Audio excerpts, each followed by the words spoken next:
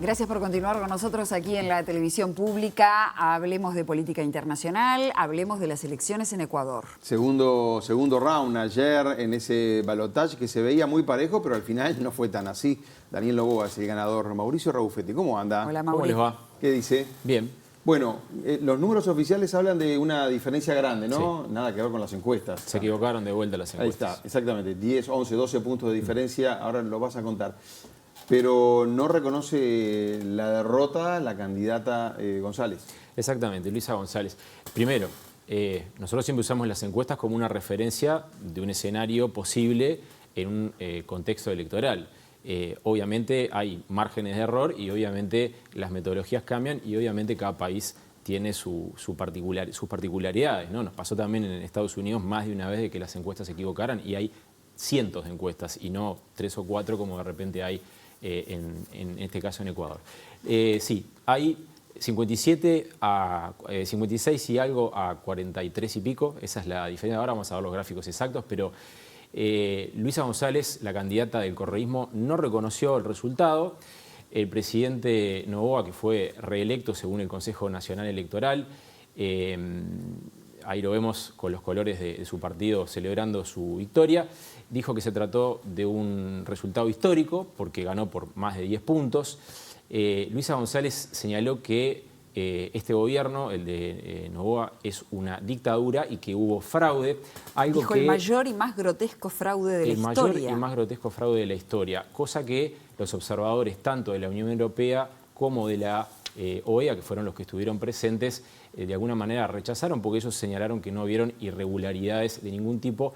Luisa González y su partido aún no han presentado ninguna prueba de este fraude, ¿no? Entonces, lo que tenemos es un escenario de altísima polarización en donde hay un presidente que ha sido no solamente reconocido por el Consejo Nacional Electoral local, si quieren podemos, ahí vemos a Luisa González en su discurso de ayer.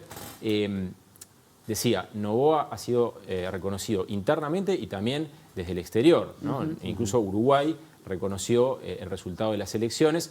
Lo que hay es un escenario de altísima polarización, porque lógicamente, si bien la diferencia es importante, el hecho de que un candidato no reconozca la victoria implica que todavía hay un camino por recorrer. Hay un pedido de recuento de votos que habrá que ver si efectivamente llega a buen puerto o no. Bueno, exacto. ¿Ella ya hizo ese pedido de recuento de votos y de que se abran las urnas nuevamente? Bueno, lo importante es saber qué es lo que van a hacer las autoridades electorales, ¿no? Porque tiene que haber un argumento de peso, tiene que haber elementos. No es porque un candidato pida que haya un recuento de votos, sino que tiene que haber una argumentación.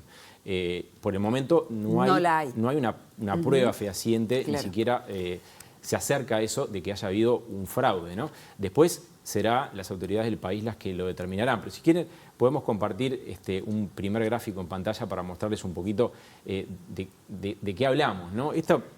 Todavía estos porcentajes cambiaron un poquito después, durante las últimas horas, pero es una diferencia importante. Recordemos algo también para ponernos en contexto. Leo decía, es la reelección de Noboa, es correcto, es la reelección de un presidente que está desde noviembre de 2023 en el poder, un presidente que se midió precisamente contra el correísmo, precisamente contra Luisa González, también en noviembre del 2023, también en 2023 para asumir en noviembre, cuando Guillermo Lasso deja el poder después de disolver el Parlamento para evitar un juicio político. El elemento, si quieren, más novedoso de este déjà vu, porque de alguna manera es lo que es que se trata de la derrota más grande que ha sufrido el correísmo desde que dejó el poder en 2017. Ahí tenemos el número exacto de votos. Ustedes ven ahí más o menos unos 10 millones de votantes que participaron ayer. Había bastante más gente habilitada para votar en un país donde el voto es obligatorio, por cierto. Pero el correísmo participó en todos los balotajes desde 2017, porque es una fuerza política muy arraigada en Ecuador, pero también con un líder, Rafael Correa, que genera mucha resistencia, sobre todo entre la gente más joven. Eso está medido y se supone, en este caso estuvo bastante... Medido por las mismas encuestas que vos decís que se equivocan. No solamente por encuestas, sino también por focus group. Pero en este caso, lo que ocurrió fue que se mantuvo bastante al margen comparado con balotajes anteriores. Y hay un elemento importantísimo que podemos mostrar, que es el gráfico que tenemos preparado para ustedes, el siguiente, donde se ve la composición de la Asamblea Nacional. Esto viene de las elecciones de febrero, Gaby.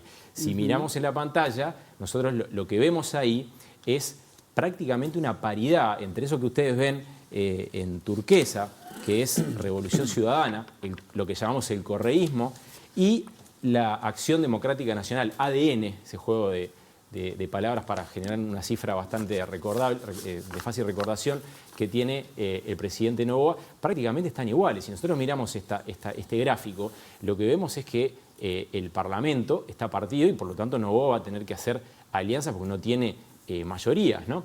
Y esto es lo que muestra en qué se ha convertido entonces Ecuador en términos electorales, en un país muy dividido entre dos fuerzas antagónicas, que en este caso es cierto que el correísmo perdió por la diferencia más grande desde que abandonó el poder, a pesar de que su líder estuvo bastante retraído de la campaña electoral, ¿no? Bueno, está en Bélgica, de hecho, ¿no? Sí, está en Bélgica, corrupción, claro. además. Él está condenado por corrupción a 8 años de prisión, fue condenado en ausencia, él vive en Bélgica, ¿no? Si vuelve a Ecuador, la justicia Ahora, lo enviaría a prisión. Mauricio, si vos ves la diferencia en las elecciones en el balotaje, 11, 12 puntos, decís que ganó por lejos. Ahora, cuando ves el Parlamento así dividido, el correísmo vive y lucha todavía. Por supuesto, no es, de ninguna manera es el final de este movimiento político, como decíamos, tiene un gran arraigo, como lo tiene el movimiento indígena, Pachacutic, a su escala, porque está en porcentajes mucho más bajos que estos dos grupos. Pero es verdad que es un país que tiene desde hace tiempo una división importante y esto, ahora sí, con una fractura, si se quiere, entre dos modelos bastante distintos, dos visiones bastante distintas de país, ¿no?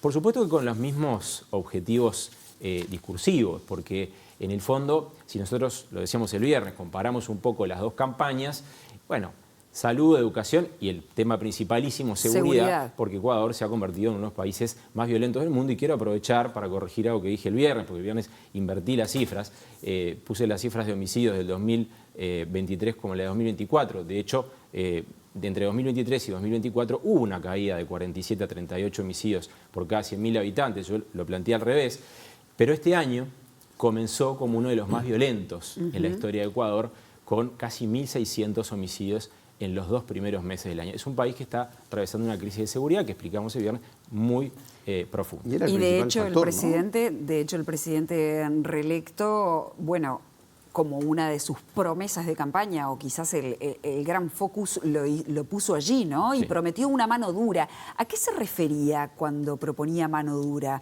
¿Podemos tener un nuevo Bukele, por ejemplo? Bueno, si recordamos lo que fueron las elecciones anteriores, Gaby, las elecciones en las cuales él resulta electo como el presidente más joven de la historia de Ecuador, ahora tiene 37, o sea que tenía 36, 35 y pico cuando fue electo, él hablaba de hacer cárceles a lo Bukele. Por supuesto, esa promesa no la llevó a cabo en el año y pocos meses que estuvo al frente de la presidencia. Los dos prometieron actuar contra la violencia de las pandillas y de los cárteles de la droga, porque recordemos que Ecuador tiene una situación geográfica que determina que por los puertos de Ecuador transite buena parte de la droga que se produce en Colombia y Perú, que son los países fronterizos, ¿no? Y las rutas son parte del conflicto interno que tiene Ecuador. ¿Qué fue lo que hizo Noboa? Noboa decretó un estado de conflicto interno que le permitió sacar a las calles a los militares. Eso, por supuesto, que le generó cierta simpatía de parte de quienes pretenden esa mano dura, como vos decís. No concretó aquello que prometió, por ejemplo, las cárceles flotantes o las cárceles a lo Bukele. Hay que ver, de todas maneras, cuánto profundiza esa guerra contra las bandas de narcotraficantes que son consideradas por el gobierno de Noboa como terroristas. Él, de hecho, dos apuntes nomás, él está pidiéndole al Parlamento que le autorice la instalación de bases militares extranjeras, algo que el correísmo eliminó en Ecuador. Está pidiendo volver atrás. Estados Unidos tenía una. Estados Unidos tenía en la costa central de Ecuador, y durante el correísmo eso se terminó. Bueno, él quiere volver a bases extranjeras de alguna manera para permitirle permitirle la entrada a otros países a suelo ecuatoriano, lo cual del lado de la oposición se ve de una manera muy crítica, ¿no? Se ve como una cesión de soberanía. Del lado de las acciones en contra de los cárteles, él lo que está proponiendo son acciones cada vez más duras. De hecho, él encabezó algunas de esas acciones en un accionar que de alguna forma le valió, como decíamos hace un rato, la simpatía de una parte de la población que entiende que el principal problema de Ecuador es la seguridad. Tiene otros, un desempleo rampante, problemas a nivel de inversiones y, por supuesto, una enorme cantidad de la población, como explicamos el viernes, viviendo en la informalidad. ¿Hasta dónde va a ir Luisa González en su denuncia de fraude y cuánto va a profundizar Daniel Noboa su lucha contra los cárteles? Bueno, son cosas que las veremos en las próximas semanas y los próximos meses respectivamente. Perfecto. Gracias, Mauri.